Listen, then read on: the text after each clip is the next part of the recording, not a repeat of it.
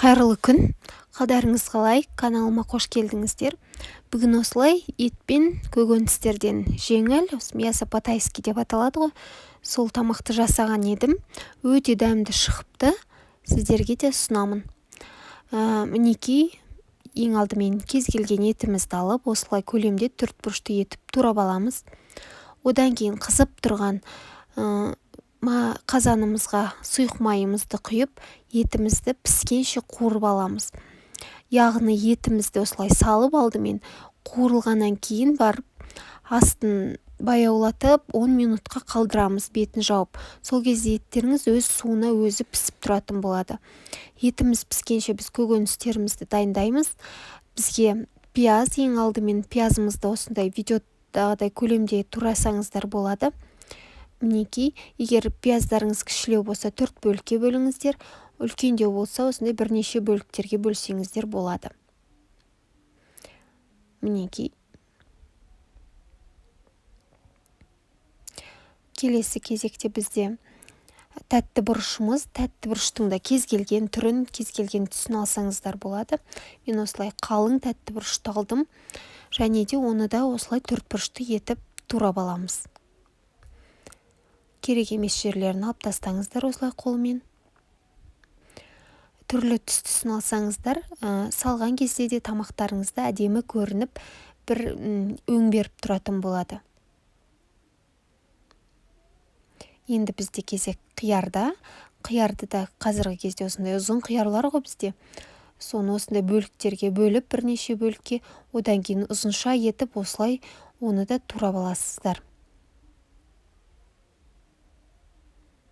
Достар, егер менің каналым ұнап жатса, рецепттерім ұнап жатса, маған қолдау көрсетіп, каналыма тіркеліп, рецепттарымның астына лайк, комментарий қалдыруды ұмытпаңыздар.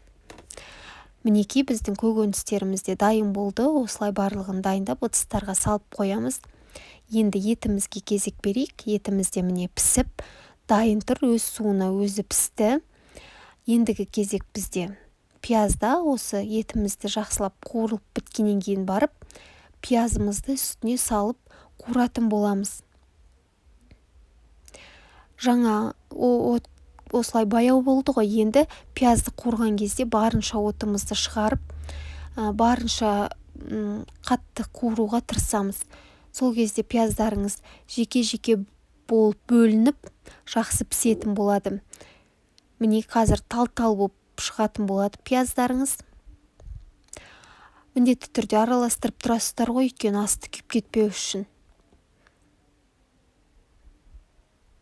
Менде осы қазан бірнеше жыл болды пайдаланғаныма. Тамақтарым осы қазанда өте дәмді шығады, сондықтан да тастауға қимаймын. Осы қазанда пісіріп жүрмін тамақтарымды. Мінекей, пияздарыңыз көрдіңіздер ғой, тал-тал болып осылай түседі. Пияздарыңыз қуырылып біткен кезде қара бұрыштарыңызды, қызыл бұрыштарыңызды, дәмдеуіштеріңізді саласыздар өздеріңіздің талғамдарыңызға сай. Одан кейін соя тұздығын 3 ас қасықпен құясыздар. Одан көп немесе аз болса да ештеңке етпейді. Соя тұздығын қосқаннан кейін тағы бір араластырасыздар. Соя тұздығы етімізге өте жұмсақтық беріп тұратын тұздық, бір ерекше дәм береді. Еттің де тұзы бар, соя тұздығы да өзі тұзды болғандықтан тұзын көруді ұмытпаңыздар. Осындай көлемде кішкене ғана жарты шыныдай ма, бір шыныдай су құясыздар. Су құйғаннан кейін тұзын көріңіздер міндетті түрде. Тұз аз болса тұз салыңыздар.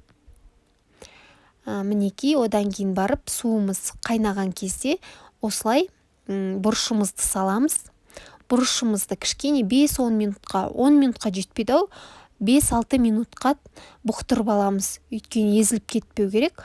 Одан кейін барып қиярымызды салып, қиярымызды да 2-3 минутқа ғана осылай отта қалдырамыз. Мінекей, бар жоғы бір 20-25 минутта тамағымыз дайын болады. Жаңа көкөністеріміз барлығы пісіп жатқанда гарнирлеріңізді дайындап қойсаңыздар болады. Гарнирге мен күріш пісірдім. Осылай әдемі етіп салып бересіздер. Міндетті түрде балаларыңыз да барлығы жеп қоятын тамақ, ас болсын.